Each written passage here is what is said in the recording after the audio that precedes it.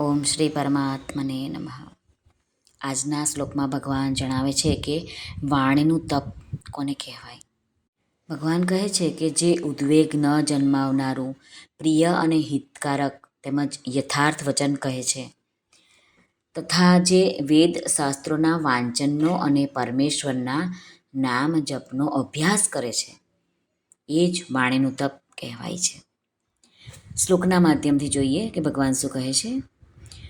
શ્રી ભગવાનુવાચ અનુદ્વેગકરં વાક્યમ સત્યમ પ્રિયહિતં ચ યત સ્વાધ્યાયાભ્યસનૈ ચૈવ વાङ्મયં તપ ઉચ્યતે.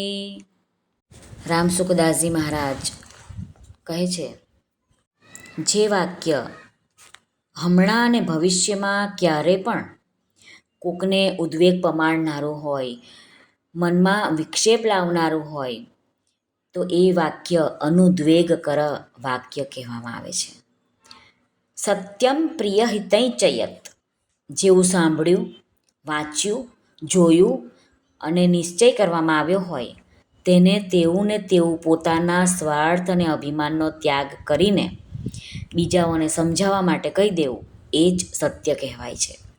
મનુસ્મૃતિમાં કહેવામાં આવ્યું છે કે મનુષ્યએ સત્ય બોલવું ને પ્રિય બોલવું, પણ સત્ય એવું હોવું જોઈએ કે સામેવાળાને અપ્રિય ન હોય અને અસત્ય ન હોય. એ જ સનાતન ધર્મ છે, જેમાં કઠોરતા, તીક્ષ્ણતા, મર્મવચન, નિંદા, ચુગલી કે અપમાનજનક શબ્દ ન હોય અને પ્રેમયુક્ત, મધુર, સરળ અને શાંતિપ્રદ શબ્દો હોય, એવા શબ્દો છે પ્રિય. અને પ્રિય બોલવાથી જ મનુષ્યો, પશુ, પક્ષી બધામાં જ પ્રસન્નતા થઈ જાય છે. એટલા માટે મનુષ્યએ પ્રિય જ વાક્ય બોલવું જોઈએ. બોલવામાં દરિદ્રતા, કંજુસાઈ લાવવી જ ના જોઈએ. જેમાં પ્રેમ હોય, દયા હોય, ક્ષમા, ઉદારતા અને કલ્યાણ વગેરેની ભાવનાથી હોય. જે વચન જે વર્તમાનમાં અને ભવિષ્યમાં પણ પોતાનું અને બીજાનું કોઈનું પણ અનિષ્ટ કરવાવાળું ના હોય, એ વાક્ય છે હિતકારી. એને કહેવાય છે વાણીનું તપ. સ્વાધ્યાયાભ્યસનૈ ચૈવ.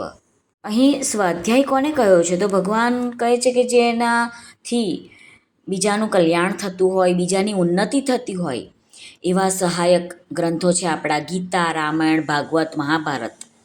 પોતે ભણવા અને બીજાઓને ભણાવવા, ભગવાન તથા ભક્તોના ચરિત્રોને વાંચવા, આ બધાને સ્વાધ્યાય કહેવામાં આવ્યું છે. ગીતા વગેરે પારમાર્થિક ગ્રંથોની વારંવાર આવૃત્તિ કરવી, તેમને કંઠસ્થ કરવી, ભગવાન નામનો જપ કરવો, ભગવાનની વારંવાર સ્તુતિ, પ્રાર્થના કરવા વગેરે અભ્યસન એમાં સમજવા જોઈએ. ચ એવ, આ પદની અંતર્ગત આ બધી બાબતો લેવી જોઈએ, જેમ કે બીજાઓની નિંદા ન કરવી, બીજાઓના દોષોને ન કહેવા, ખાલી બકવાસ ન કરવો કે જેનાથી પોતાનું ને બીજાનું કોઈ લૌકિક કે પારમાર્થિક હિત સિદ્ધ ન થતું હોય, એવા વચનો ન બોલવા. પારમાર્થિક સાધનામાં વિઘ્ન નાખવાવાળા અને શૃંગાર રસના કાવ્યો, નાટકો, ઉપન્યાસો વગેરે ન વાંચવા. ટૂંકમાં કહીએ તો જેનાથી કામ, ક્રોધ, લોભ વગેરેને ઉત્તેજના મળતી હોય, એવા પુસ્તકો વાંચવા જોઈએ નહીં. વાङ्મયં તપ ઉચ્યતે. આ બધા જ જે લક્ષણો કહ્યા એ બધું જ વાણીનું તપ કહેવાય છે. આમ રામસુખદાસજી મહારાજ વર્ણવે છે. શ્રી કૃષ્ણ અર્પણમસ્તુ. સર્વને ભાવથી જય શ્રી કૃષ્ણ. રાધે રાધે.